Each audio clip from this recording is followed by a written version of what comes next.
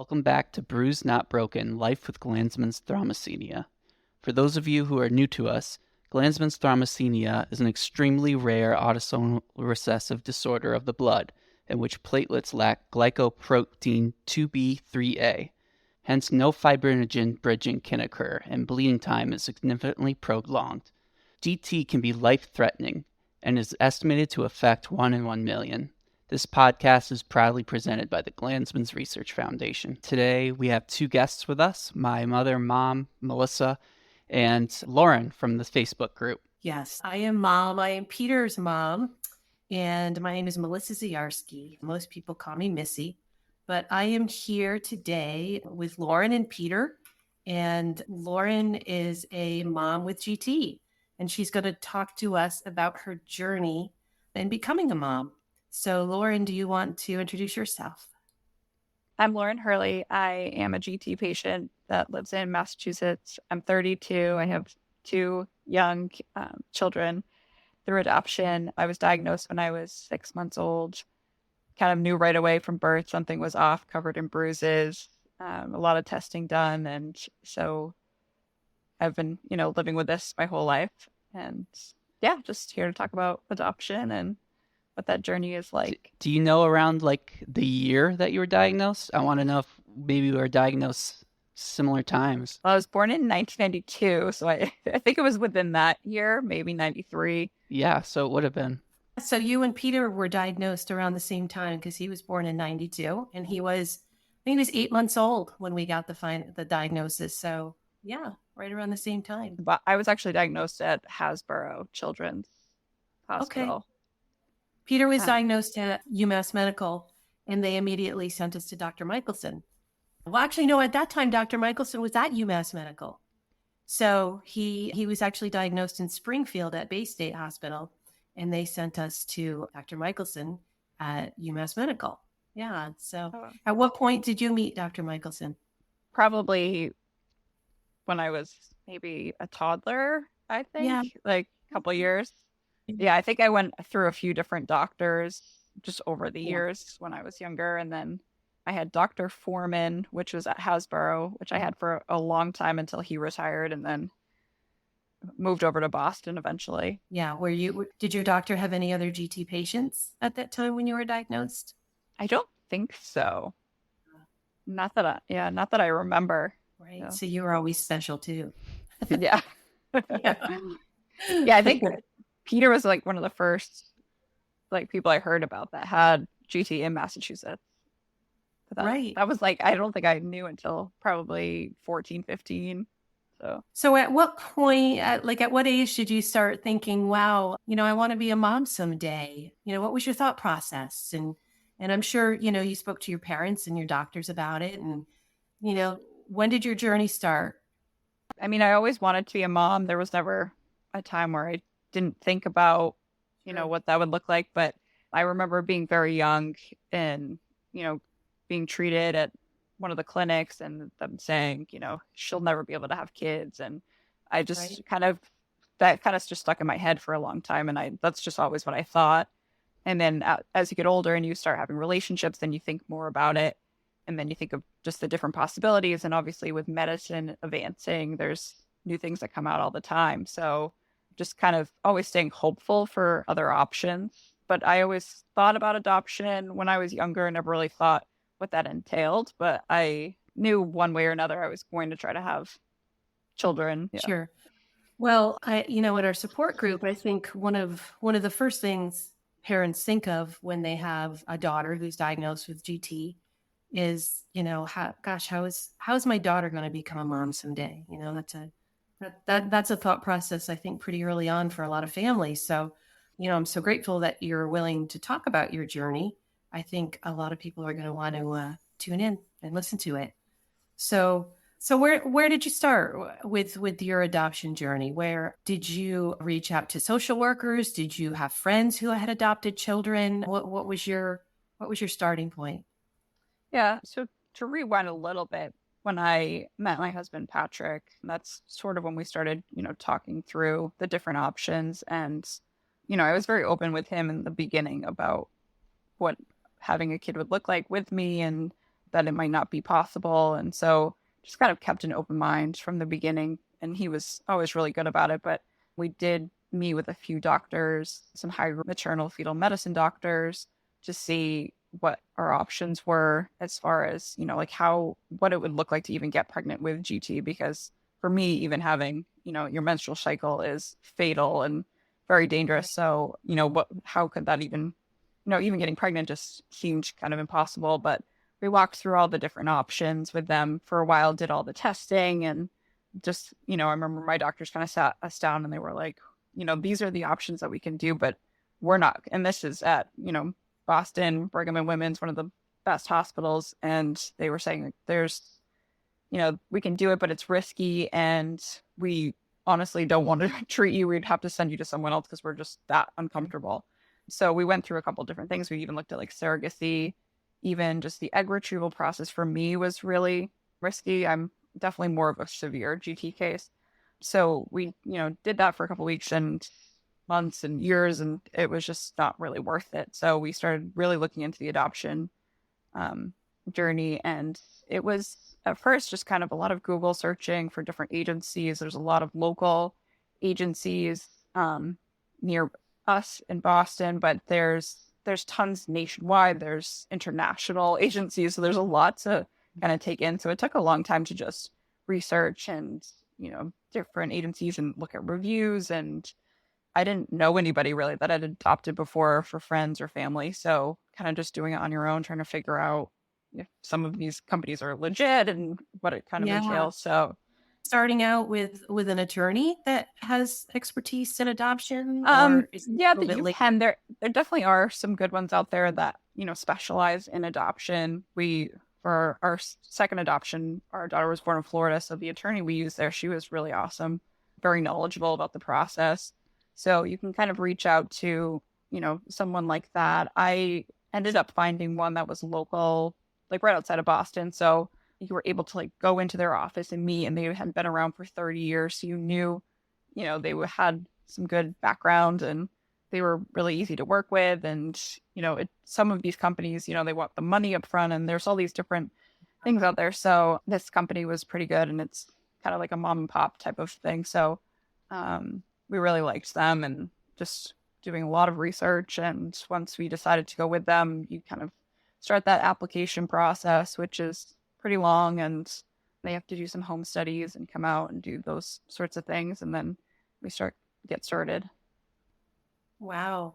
So once you're approved for adoption, what's next? Then you wait for an available child, or do the parents pick you, or what happens next? So with our agency, and I know there's all different ones, and I know with international, there's different rules and everything like that. But for ours, it was in Massachusetts, so they only work with Massachusetts families, but adoption can be basically anywhere throughout the United States. So you can get a call in Ohio or, Florida or wherever it is. So you're kind of open to any place, but they only work with Massachusetts families, and they require just, a full application process. They, do background checks on you and all that sort of thing. And then they do the home study. And then once you complete all of those steps, you have to create kind of like a lookbook, they call it. And it has pictures of you and your family. And you have to include if you have pets and if you already have previous children. So you make these kind of Shutterfly books and you make 15 or so copies of them, and the agency will send them out to potential birth parents. So if, they get a lot of contacts from either hospitals or birth parents directly contact the agency, they do a lot of marketing. And so they'll get that information. And then if your profile meets this birth mother, they'll send your book to that birth mother and a few others, and then they'll choose that way most of the time. With our first son, with Liam, his birth mother was she didn't want to choose a family, so the agency chose for her. But the second time around, we were chosen by a birth parent. So it kind of depends on the situation. And when did you know that you were going to be parents? Was Liam's birth mother, pregnant at the time, or was he already born, or what happened? With Liam, he was already born. So the adoption process obviously can be a little grueling. We started, I think, a year before we got placement with Liam. So just with the whole process of the home study, it doesn't happen overnight. It's, you kind of have to go through the steps. And then once we had a few matches that had fallen through. So our first major match was in Orlando, Florida. We were called to actually go and meet with the birth mother. She had chosen us, and then we actually went to the hospital, met the baby for a couple days, and then she changed her mind. So that was like our first big match. And then a couple months went by, and then with Liam, it was actually a local adoption in Massachusetts, and his birth mother, she was homeless and had Liam and basically left the hospital. So the agency had contacted us, and basically we're like, it was, I think, a Wednesday, and they're like, can you come pick him up on Friday? And we're okay, like, this is crazy, but sure. Oh, that's exciting though. How exciting. I mean, the first experience must have been tough for you, to go and meet. Yeah. And with adoption, you definitely have to keep an open mind, because it's not easy. It's not kind of like the movies where you get the phone call and you just go pick up the baby and it's easy. It's definitely a process, but it's worth it in the end. And I'm sure the agency probably counsels you about that there could be times where the birth mother changes her mind or something happens, and I'm sure having a good support system in your family must have been extremely helpful too during that time. Yeah, it was helpful. I mean, it's tough because not everyone, has gone through adoption, so I think they can't wrap their mind around how sometimes these things don't work out, or you hear these stories of some of these birth parents and, some of the situations they're in, and you feel so horrible for these kids. And sometimes if they decide to keep them, you feel even worse. So it's, there's a lot of that going around. And sometimes even with our parents, it was like hard for them to understand, the whole process. And they're kind of like, how are you doing this? But it was actually helpful too. There's a few other GT moms who have adopted, prior to when I have. So kind of talking with them and hearing some of their stories and hearing things that didn't work out for them, but then eventually did, was reassuring. So that was helpful. So Liam was born on a Wednesday. You picked him up on a Friday. Did you have clothes for him? Did you have diapers? Did you have everything? We had the essentials. We kind of kept, for the adoption agency, they want to have, when they come do the homestay, they want to see kind of like where the baby would sleep. Okay. So you have the nursery sort of already set up. Okay. All like gender neutral things, just because you don't know what's going to happen. But we had just sort of the essentials, and we picked him up on a Friday, and we had to wait with Massachusetts law. I think it was 48 hours for the birth mother to sign. So they were like, you can take him home, but I wouldn't tell your families yet until she signed. So we took him home. Our families are like texting us, calling us all weekend, like, hey, you guys want to hang out? We're like, oh, no, we're sick. No. Don't call us. Like, we had to lie. And we're like, no, we're not feeling good. Like, don't come over. Don't ask us to do anything. And then we texted everybody on Sunday after she had signed, and we're like, come over for lunch. And everyone's like, what, did they get a new puppy or something? Like, why do they want us? So we had my husband's family and my family show up on like a Sunday afternoon, and then we had Liam to surprise them. So that's probably one of the sweetest stories I've ever heard, Lauren. It's kind of sweet that you were able to bond with him, for those 48 hours. It was nice. And then, but then COVID happened, and then we really got to bond with him, just the three of us for a while. But I was going to say, I think this was around so this was right before COVID. Yeah, so he was born in February, and then I think we were like on lockdown starting in March. So yeah. So it was right before. So you were home. You didn't have to worry about when to take him out in public because you just couldn't. You couldn't. Yeah, I know. Now like having a second, and he's 4 now. So our daughter Claire is 5 months. So just like trying to remember back to, okay, like what is the proper like etiquette to take your child out? And I'm like, I can't compare it to Liam because we were locked down for like, I think it was like 6 months almost. I've heard so many stories, brand new parents right around the time of COVID. My gosh. Very isolating. But yeah. So when did you know you were ready to try again, to go through the process again?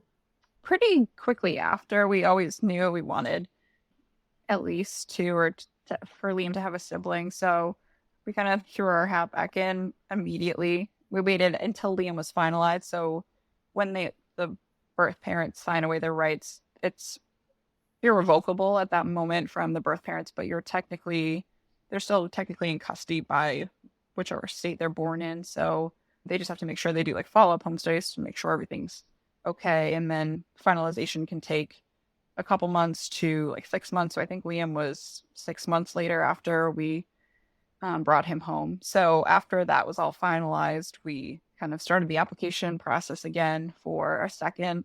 But this time around, it took a little bit longer. I think birth rates were down from what our agency was telling us, I think after COVID.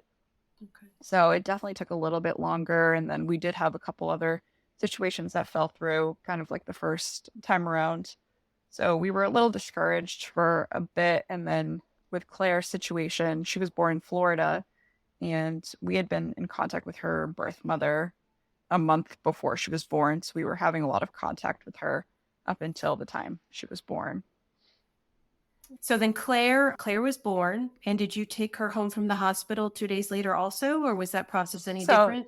Yes, this is different just because we had a relationship with the birth mother. There was kind of a plan in place where she was kind of living in a tough situation, and she didn't want to take care of the baby at all, like when the baby was born, for any period of time. So we were called to go to the hospital before she delivered. So they were inducing her because I think Claire was at 40 weeks. So they were inducing her. And so we have a house in Florida too. So we were only an hour away from the hospital. So we were able to get there quickly and wait until she delivered. And then once she delivered, we were able to go up right away, and we had the baby immediately. And then we still had to wait that, I think it was 48 hours, or I think 24 or 48 hours to sign, but we were still caring for the baby until she signed. And then she signed when we were in the hospital, and we stayed in the hospital with the baby the whole time, and then was discharged and was able to come back home. What advice would you give to mothers that have G for the adoption process? Would you start out with, doing the research that you did on your own? Or do you think they should go directly to an agency or go directly to an adoption attorney? Or, what, if you could do it over again, would you change anything? Or, with the knowledge that you have now, would you have done anything differently? I mean, I think we did look out with the agency we found through doing a lot of research. And it was interesting because when I was doing all the research, there's a ton of big companies that do adoption that are just, you would talk with them online or over the phone. You would never go into an office or anything like that. And they could be based in California or something, and those are like a lot bigger companies. But when I was doing research, there was really only 2 agencies near us at home that were options. So it was, basically I kind of picked the one that would be closer to us because we'd have to be going in a few times. And it was definitely the right choice, I think, for us, just because we had pretty good experiences. But I think just having to do that research and then going and meeting with them and seeing if it feels right. And that's kind of how it was for us. Like, it was, for me, it was a little bit of a sign because where our adoption agency is on the same street where I went to college. It was kind of just a coincidence. So it just kind of felt like it was meant to be. But I think just doing all that research, and then if you're not able to find kind of a local adoption agency or something that, suits what you're looking for, then I would definitely reach out to an adoption attorney, and they can steer you in a direction of a reputable agency. Right. Did you ever consider international adoption, or? There's a lot of weird rules with international, there's a lot of restrictions now, I think, more so than there used to be. And then there's I think a few countries where you had to be a certain age and then you had to be married for so many years. So at that point we were starting out, we had only been married for, I think, 2 years. So I think you had to be married for longer. And so there was a lot of different restrictions on international that I think were a lot harder. And just even talking to a few other GT people who were internationally, they did adoption through international, and it was, sometimes you have to go over there for a month and then come back and then go back. So it seemed a little bit more of a process. And I also wonder, financially, if you're having to travel internationally, even if the adoption fees aren't as much as they would be here, it probably is a consideration for a lot of families too. Yeah. Not just traveling from maybe, a job or maybe children you already have, but also financially, having the funds to do something like that. But financially, what type of budget are you looking at for an adoption of a baby? So I think, I mean, it goes up a little bit every year Yeah. just based on the Yeah. fees. And because so with our agency, they hire the lawyer on our behalf. So you're not paying like a separate attorney fee, but everything's kind of Oh, included in covered. one fee. So I Right. think for the last one, I think it had gone up like a couple thousand, but it was 50,000, I believe. And then it was like 54 for like twins. So it was kind of like, okay, if there's twins, then why not? But so yeah, so and that kind of included all Yeah. Of the attorney fees, which those can be very expensive as well. But as course. far as, with some of the other placements that didn't work out, and even just the current placement, it's you have to, pay your own travel and hotels and things like that. So that obviously can get expensive. But I know there's a lot of incentives like through, like for our employer, for example, they give adoption credits back. So I think Oh, with interesting. with Okay. with Dell they give, I think it was like 10,000 per kid per child, and then I think there's a max or something like that. But a lot of companies I think do have adoption incentives, which is nice. Yeah. Is there any incentives? I mean, this may be a funny question, but I'm thinking, when you're spending that kind of money, is there any incentives on your tax return? There is, yeah, There there is, is. yes, yeah, Okay. Oh, that's yeah. interesting. So it's not such a dumb question. I mean, I know Yeah, you can claim the child once you have it, but I wonder, so adoption fees, you can claim adoption fees. yep, Huh. yeah. So there's, I don't know a whole lot about it. That's more Yeah. my husband's expertise with the taxes He's the and stuff. But accountant, huh? yeah, but yeah, there is. Now, have you found, since becoming a mom, have you found it harder to, well, of course, it's going to take more time, but to deal with your issues with GT? Like if you have a nosebleed or, heavy menstrual bleeding or anything like that, that before you had children, you could, just worry about yourself and not worry about what the kids are doing. But are you finding it more challenging now as a mom with GT?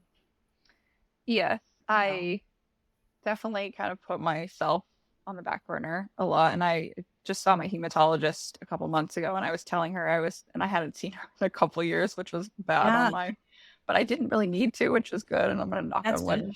But yeah, I was like, well, now having kids, I'm like, I just don't think about any of Right. my issues. And if there is one, like I think recently we were flying and I had a nosebleed, which hasn't happened to me since I was a kid. And it just happened recently. And I was just like, I'm worried about like Liam's like hanging on the floor and all this stuff. And it's just like, everything is just like the kids are a priority with everything. So it's like you kind of just forget about yourself. And I'm like, that's why I was like, I need to make an appointment because I Right. need to like stay in touch with my hematologist so she doesn't forget about me. But yeah, it's harder to kind of prioritize yourself, especially when they have issues too. I mean, Claire, after she was born, she ended up with some kind of freak thing where she had Oh, a no. bone infection in her foot.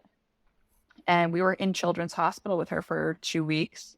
And I was like, Wow. now I know what my parents felt like when they were in the hospital with me as a kid, because like just being in there for 2 weeks, I'm like, oh my gosh, this is like, now I have another better appreciation for my parents. But you kind of forget about because I think at that time too, I had like a really bad cold, nosebleed the whole time I was like in the hospital, and I'm like, I'll deal with it later. I just like need to make sure she's okay. So you definitely Right. put yourself on the back burner, which can be tough. But I A think all mom, moms probably do that.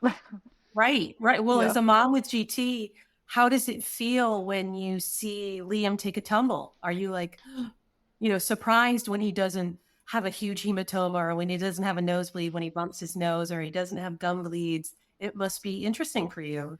It is, yeah. And he's super rambunctious, being a Yeah. 4-year-old boy. So he's always jumping on things, and he'll like, fall and scrape himself or something. And I'm like, oh, it didn't even bleed. Like, this is so weird, but it's Isn't it? good. I'm When like, I'm so happy you're not bleeding. when you But see how resilient, kids are. I mean, even children with GT are so resilient. But I think, being a mom who has one child with GT and 3 who don't have GT, and my oldest child was the one with GT, it was so strange when they didn't have a nose. I didn't know any different like you, yeah. you knew Yeah. any different. And, Peter was just, oh, there was always something with Peter. He can tell you more. So how's Patrick doing as a new dad to 2 little ones? How's he doing? He's good. Yeah, he's now trying to push for a third, and I just don't think it's gonna happen. Honestly, in my experience, from 1 to 2 is the hardest. From 2 to 3, it's like at that point, it's like, oh, okay, just kind of roll it.